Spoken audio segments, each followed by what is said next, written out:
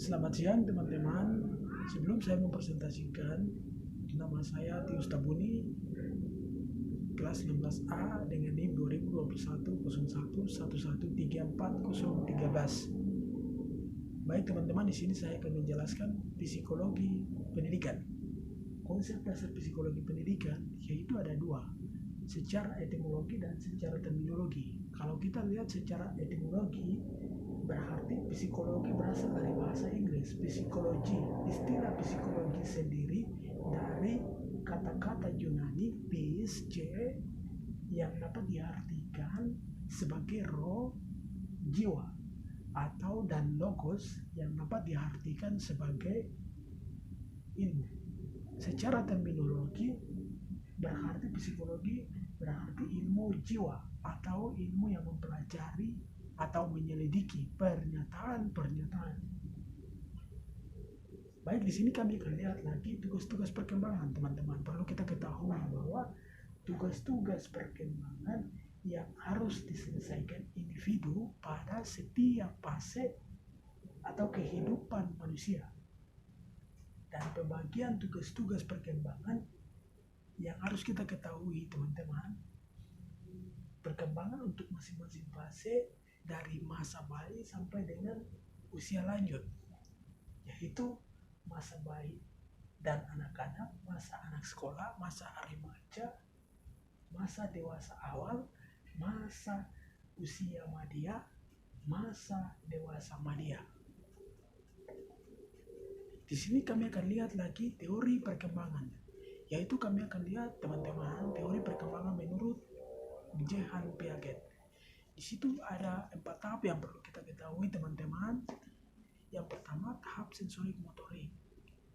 Itu pada usia 0 sampai dengan 2 tahun. Di sini kemampuan anak sangat terbatas, namun anak bisa belajar mengenai sekitarnya dengan refleks dan rangsangan. Pada tahap kedua, praoperasional, pada usia 2 sampai dengan 7 tahun. Di sini kemampuan anak sudah mulai mengembangkan daya ingat dan imajinasi. Pada tahap yang ketiga, operasional konkret, pada usia 7 sampai dengan 11 tahun. Di tahap ini anak sudah memahami konsep sebab dan akibat secara rasional dan sistematis. Pada tahap yang terakhir, operasional formal, pada usia 11 sampai dengan 15 tahun. Di sini anak sudah memiliki kemampuan menggunakan logika dan menyelesaikan masalah dan menarik kesimpulan. Baik, kami akan lihat lagi perbedaan individu.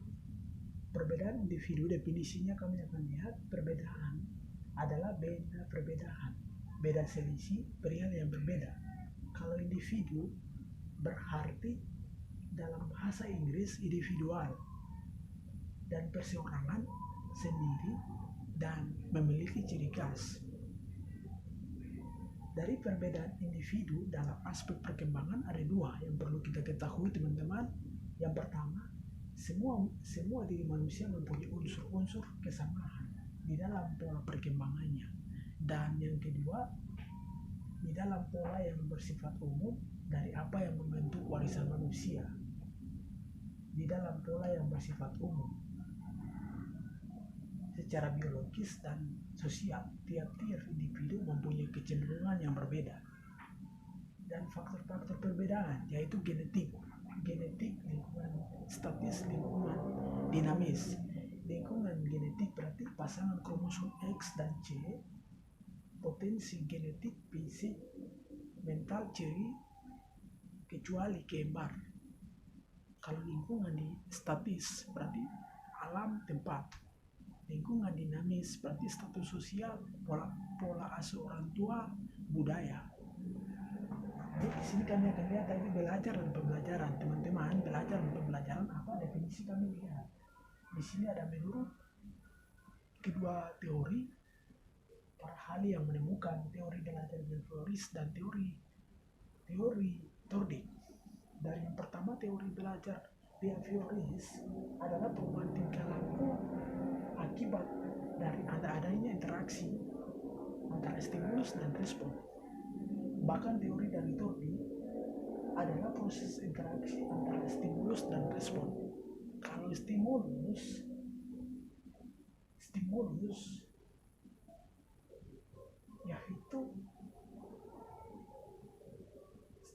yaitu apa saja yang dapat merangsang terjadinya kegiatan belajar seperti pikiran, perasaan, atau hal-hal yang dapat ditangkap melalui indera.